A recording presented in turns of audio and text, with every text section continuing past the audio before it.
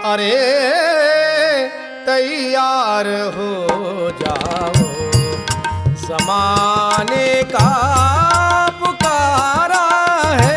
आणि आजच्या कार्यक्रमाला उपस्थित असलेले मान्यवर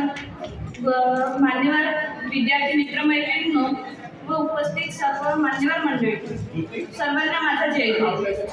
मंडळी, माझ्या भाषणाचा विषय आहे भावी पिढी वाचविण्यासाठी आदर्श होळी धुलिवंदनाचे महत्त्व।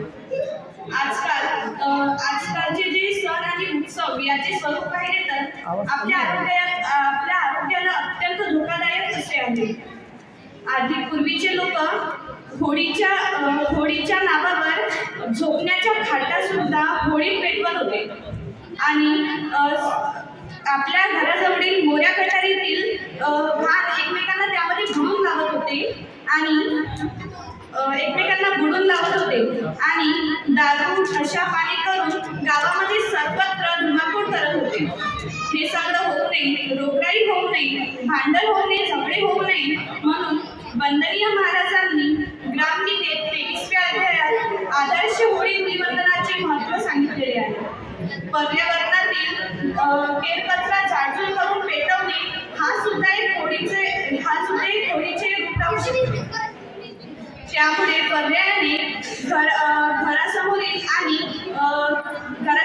आणि परिसरातील स्वच्छता सुद्धा राहते। तसेच आपण जे आजकाल कलर रंग खेळतो ते खूप विषारी असतात आणि त्यामध्ये केमिकल सुद्धा खूप असतात। त्यामुळे आपल्याला कोणता रोग होऊ नये किंवा कोणता अपाय होऊ नये म्हणून आज इथे खूप छान आणि खूप अत्यंत महत्त्वाचे आयोजन केलेले आहे।